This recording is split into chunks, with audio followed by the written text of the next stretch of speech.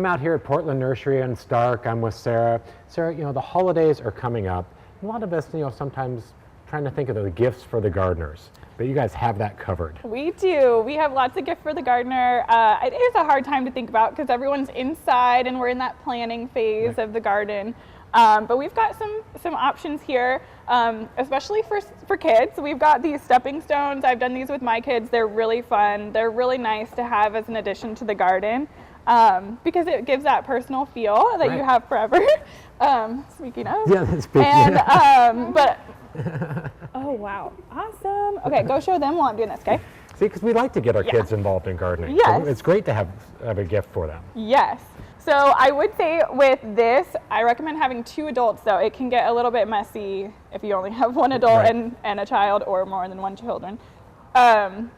So let's see, we've got some tools here. This is the best way for me to get gardening done, is to have some tools that my kids can use. And it actually can help them be, you know, part of the digging process and all that. And then gloves. Really, it's hard to find good kid gloves, and it's important because kids don't like slivers any more than adults. Right, so, and trying to fit a big glove on a little kid and they just fall off. Yeah, exactly. And then we picked out one of these really nice hummingbird feeders that I've always loved. We've got all different kinds of hummingbird feeders and bird houses, but this one especially, if you have someone who maybe they just want to be looking out the window, seeing those hummingbirds, can just be a lot of fun, especially as a lot of us are still inside. Right, and it's kind of a nice way too, because you know you have such a range of, you know, the introductory ones up to some really fancy ones. So it's kind of a nice way that you can actually get something really nice for a person that might not get that themselves. Yeah, and we have other types of bird feeders as well. So I mean, some people really like to see the different kinds coming in. So and tools are kind of always a great bet. Everybody loves tools. Yes, we were just commenting how the Hori Hori knife is a must-have for a gardener, and how we've all lost ours in the garden because that just happens sometimes. So a gardener can never have too many tools. I love this for when you're dividing up perennials, when you have some roots in the ground that are just being really stubborn, to really get in there, get the roots broken up or the soil broken up. And then this is just a really easy stocking stuffer.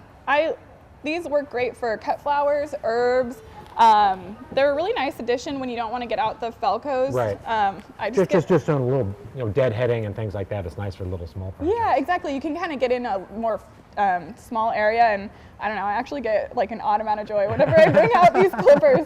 And then Felcos, of course, every gardener is going to love Felcos. Right. Really, you need some pruners if you have a garden, and we've got so many different types. This one is like ergonomic, so there's a lot of different types of Felcos. I think I've had my Felcos for about 25 years, and it's nice to have that higher end tool. Really pays off. You can find them in the garden because they've got the orange. Right. And then books are always a great choice too for, you know, getting into the winter months. Yeah, especially like curl up with a book. We've got some plant parenting book with a focus on house plants, vegetables, and flowers. Right now is the time when people are planting their gardens or bringing house plants in, and that's really how a lot of gardeners scratch that itch in the winter is with a house plant. And there's nothing better than curl up in front of a fire with a good book and think about what's to come in the spring. Exactly. And then we've got this one, which is gather and make. So, you know, just kind of getting that harvest and then what you're going to do with it. I struggle a lot when I do have an abundant amount of produce, how to preserve it, make sure it doesn't go to waste after you put all that work into it. So a lot of great books and calendars, and we've always got gift cards as well. That's right. So if you can't figure out what to get that gift for the gardener, you know, you can always come down to any of the stores, do a little shopping, or pick up a gift card. You know, always makes a great gift. So Sarah, it's been great to be out here. I appreciate all the ideas. Makes me think for what to get for my wife for this Christmas. It's time to start thinking about it. It's coming quickly, so thanks for having us today. Thanks.